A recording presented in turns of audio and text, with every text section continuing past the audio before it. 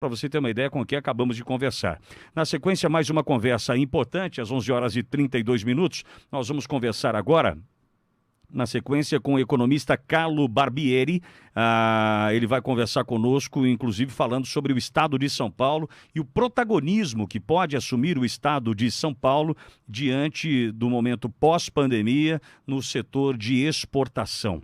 Falando de economia agora há pouco, da criativa e da sustentável, a gente também vai falar dessa retomada pós-pandemia e o papel que o estado de São Paulo poderá assumir a partir de então. Conosco, portanto, agora aqui na Jovem Pan News Bauru, economista Carlo Barbieri. Carlo, bom dia, seja bem-vindo à Jovem Pan News Bauru.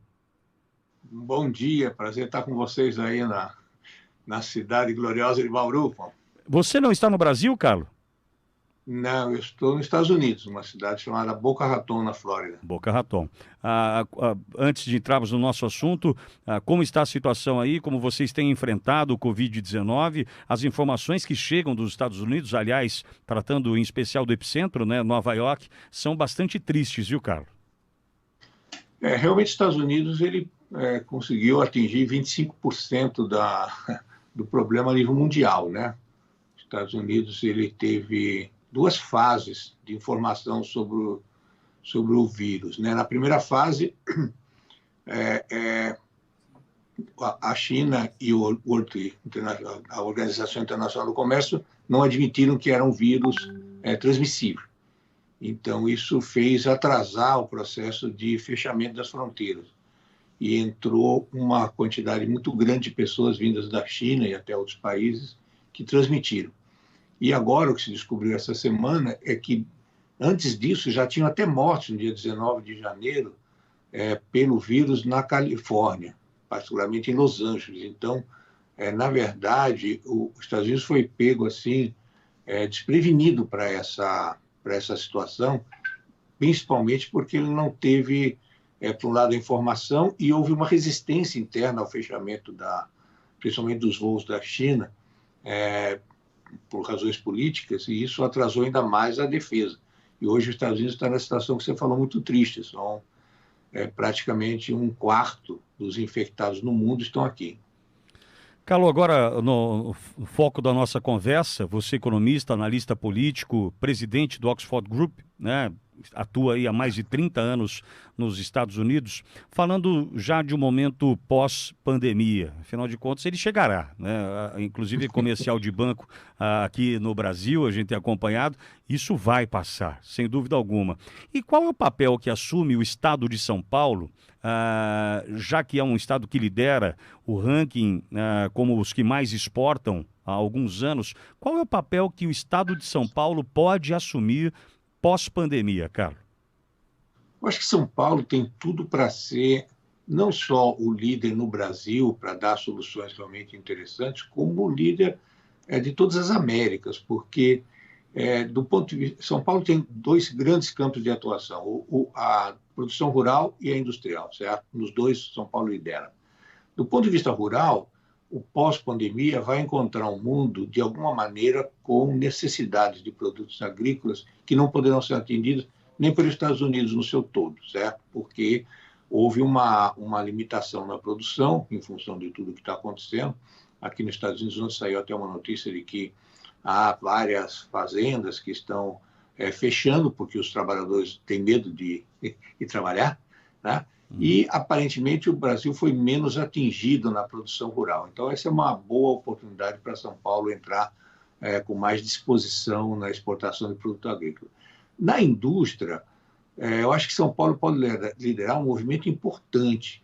A grande maioria das empresas ocidentais que estão na China, eles querem sair da China, eles querem buscar um outro porto mais seguro para reiniciar o seu processo produtivo. São Paulo tem tudo para atrair essas empresas, particularmente as americanas, mas também alemães e de outros países da Europa, para centralizar esse seu novo processo produtivo a partir de São Paulo.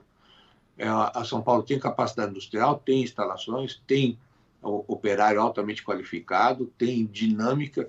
Então, eu acho que São Paulo pode atrair toda essa indústria que está, digamos assim, saindo da China, que quer continuar produzindo e quer ter o mercado americano como peça-chave do seu desenvolvimento. O acordo entre o Brasil e os Estados Unidos só está melhorando e isso pode dar chance.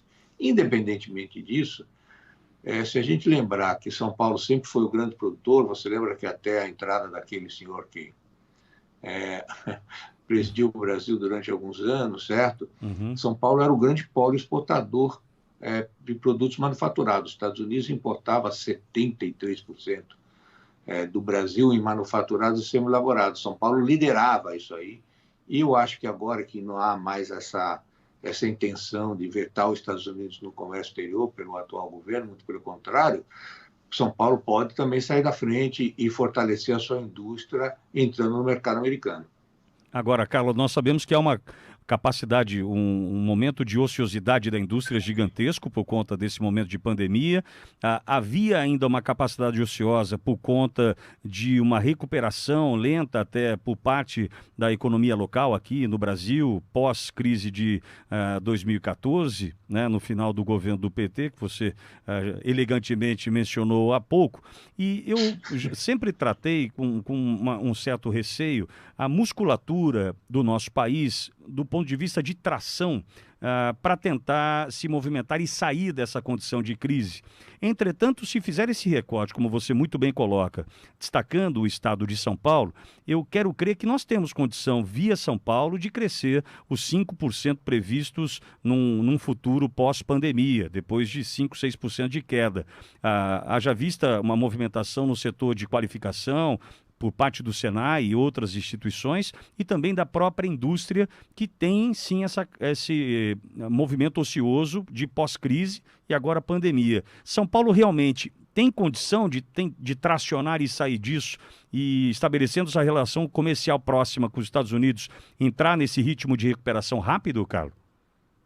Eu acho que sim. Vendo de fora, São Paulo é a grande expectativa com relação ao Brasil de retomada do desenvolvimento e de provimento de produtos aqui nos Estados Unidos. Veja, a própria guerra, entre aspas, comercial que houve entre os Estados Unidos e a China, já abriu um campo enorme para a substituição de produtos da China por de outros países. O Brasil estava acanhado nisso, mas eu acredito que agora é uma obrigação nossa, eu me coloco até aí no Brasil como paulista e como brasileiro, aproveitar essa oportunidade. O mercado americano vai estar ávido de produtos, os Estados Unidos vai estar curto de fornecimento de produtos no campo industrial. Você lembra que a China costumava exportar 800 bilhões de dólares para os Estados Unidos, e a China fez uma coisa muito interessante. Ela criou os clusters, como nós temos no mundo inteiro, mas ela transformou os seus clusters em um movimento de destruição da concorrência. Ela fez dumping através dos seus clusters. E o exemplo maior é na área médica. A China acabou dominando 92,5% da produção de máscaras, respiradores e etc. Olha que oportunidade maravilhosa que nós temos de não só atender o Brasil como o resto do mundo em produtos que não são nem de uma tecnologia que o Brasil não disponha para fazer. E o que nós precisamos pôr o país a produzir. Sim. E São Paulo pode aproveitar todas essas falhas que vão existir no comércio mundial, porque a China será, de alguma maneira, penalizada pelo mundo inteiro por conta desse vírus que ela deixou escapar ou forçou escape. Aí a gente não tem que entrar na teoria conspiratória, né? Mas, de qualquer maneira, vai ter esse mercado todo disponível, e São Paulo, dentro do Brasil, é o que mais está preparado para isso. Aliás, o mundo tomou um susto, né, Carlos, diante dos números que chegaram na produção de itens básicos, como você mencionou, a máscara. O próprio Trump mostrou ficar assustado diante da informação. Mas como assim? Eles produzem 95% do que o mundo precisa? E fiz um relato aqui dias atrás, Carlos, aproximadamente 25 anos, data dessa percepção que tive, quando peguei um boné da Nike e que era made in China. Na sequência, um tênis da Nike e que era made in China. Diante daquela situação, de uma variação bastante rasa, eu constatei que os Estados Unidos não quer mais costurar né? Os Estados Unidos não quer mais essa mão de obra básica e barata que o chinês tem e oferece, né? Até pelo número de habitantes que tem, mas isso pode custar muito caro. Caro pela qualidade, comprometimento de marca, nome da marca, reputação, uma série de coisas. E agora numa outra situação que é da pandemia, do monopólio, né? do dumping, como você coloca, diante de produtos como para enfrentamento do Covid. O mundo se assustou com isso, né, Carlos? Eu tenho segurança que sim. E até ter a oportunidade de trocar uma ideia sobre esse tema. Acho que nós estamos numa terceira guerra mundial, sem dúvida nenhuma. Não é uma guerra de bombardeamento, é uma guerra de domínio econômico. E a China, ela se preparou para isso. Você sabe que a China tem um plano 2025, que é um plano do partido, um plano oficial, não é nenhuma teoria conspiratória atrás dele, em que em 2025 a China dominaria o comércio mundial através da logística. Ela criou a Rota da Seda, que dominaria a logística na Europa, está chegando lá, criou todo o sistema de domínio da logística na África, dominou também a parte da logística em boa parte da América do Sul, Brasil inclusive. Você veja que as grandes ferrovias e os portos estão de alguma maneira na mão da China. E o mais importante, ela comprou as entradas, as duas, do Canal do Panamá. Qual era o projeto da China e segue sendo? A partir desse domínio, nada se comercializará no mundo se não for através da logística chinesa. Ora, isso, na verdade, em termos econômicos, é uma guerra. Ela quer dominar e, com isso, ela vai estrangular qualquer país que produza, tanto no campo agrícola quanto no campo industrial, porque, logicamente, ela vai administrar o custo da logística em função do seu interesse comercial chinês, né? Ora, nós estamos vivendo isso. Os países europeus se deram conta agora, quando da pandemia, que todas as ações dos países europeus, das suas empresas que estavam na China, foram compradas a preço de xepa pelo governo chinês. Começaram a comprar nas bolsas europeias. A Alemanha deu chega para lá, falou, peraí, para chinês comprar aqui precisa ter autorização, mas você sabe, a globalização financeira é muito difícil de ser controlada, então, através de bancos e outros subterfúgios, eles estão comprando. E a mesma coisa com a Bolsa de Nova York, aqui, etc. Então, nós estamos numa guerra comercial, uma guerra real. O Brasil tem que se posicionar de que lado ele vai ficar e tem que aproveitar a oportunidade, independentemente de entrar na guerra ou não, que está sendo aberto por essa guerra. E você falou bem, o mundo se deu conta de que se assustou. Não é essa lindeza de dinheiros fáceis chinês, é uma necessidade realmente de recursos que surge no mundo ocidental e a China está cobrindo. Aliás, Carlos, numa outra informação na mesma linha, o estado de São Paulo hoje, este que pode ser a locomotiva, sem trocadilhos ou clichês, que pode ser a locomotiva, hoje tem no seu setor energético a China comandando.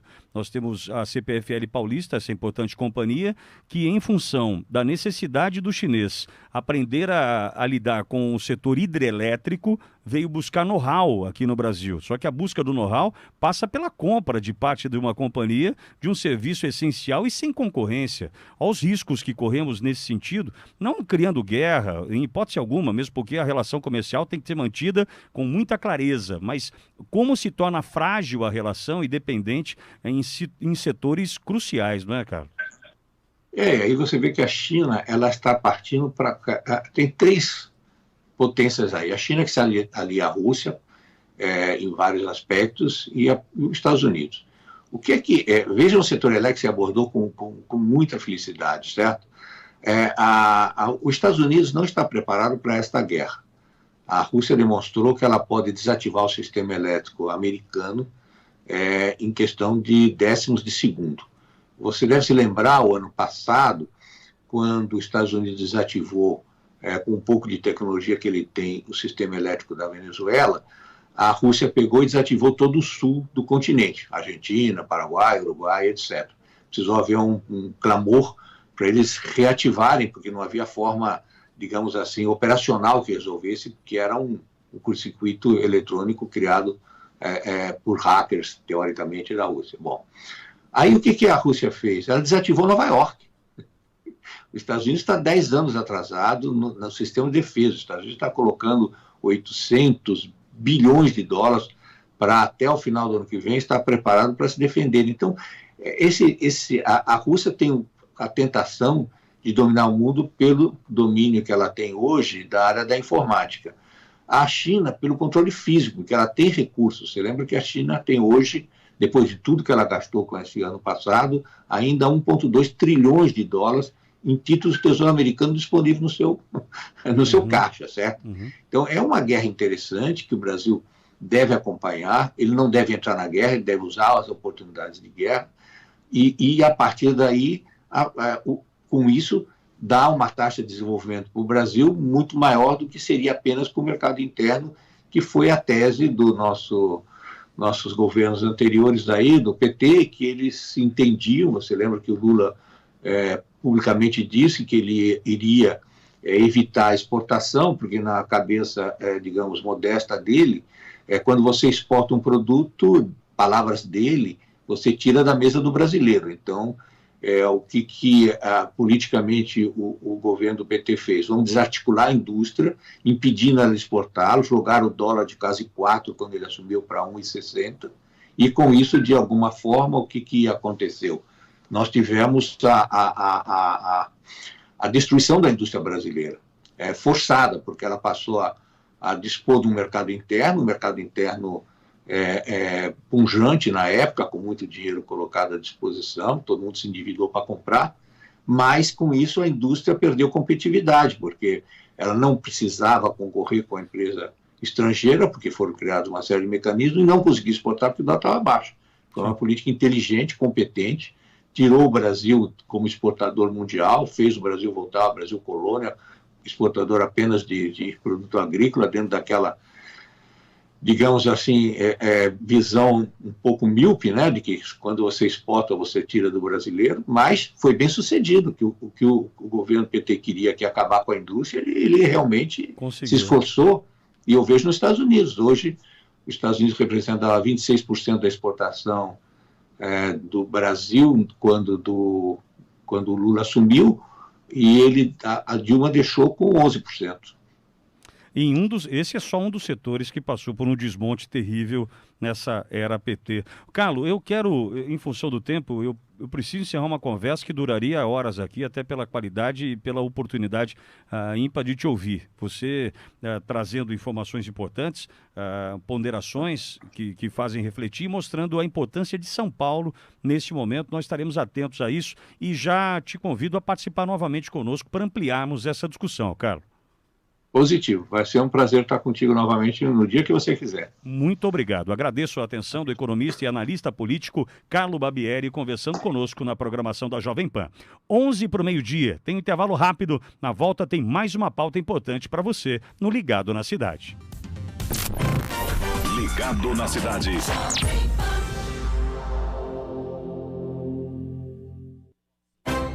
Ligado na Cidade. Oferecimento Felivel Bauru. Nações Unidas, quadra 38. Telefone 3235-9000. No trânsito, dê sentido à vida.